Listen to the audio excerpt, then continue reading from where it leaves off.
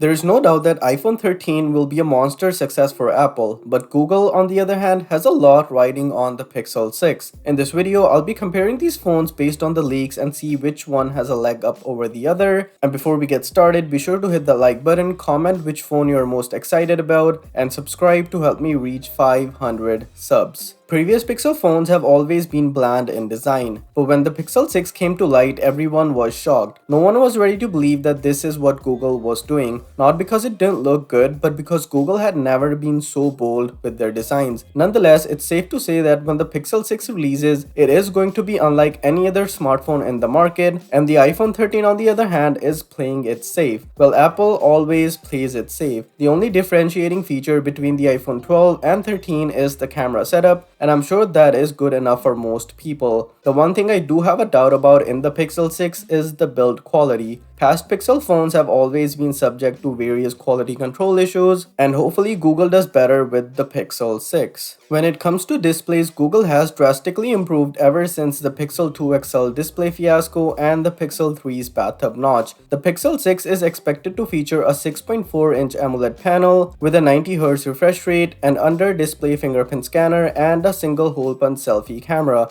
The iPhone 13 is going to feature the same display as the iPhone 12, but with one major change. After 4 years of using the same size notch, Apple has finally decided to reduce its size. The display will still be 60Hz, but with Apple's calibration and touch sampling rate, that shouldn't be a major issue for most people. One thing Google should improve in the Pixel 6 is the brightness level. Up until this point, Pixel phones have had lackluster brightness. Battery department is where the Pixel 6 seems to easily defeat the iPhone 13. That is at least on paper. While the Pixel 6 is expected to feature a 4500 mAh cell, the iPhone 13 is going to feature a 3100 mAh brick. Obviously, the Pixel 6 has a larger display along with the 90Hz refresh rate, but even then I think the phone should be able to outlast iPhone 13. But then again, it all depends on how well Google can optimize the Tensor chip. After years of using the same camera sensor, Google finally came into its senses and decided to use a larger 50 megapixel sensor in the Pixel 6 along with a 16 megapixel ultrawide camera.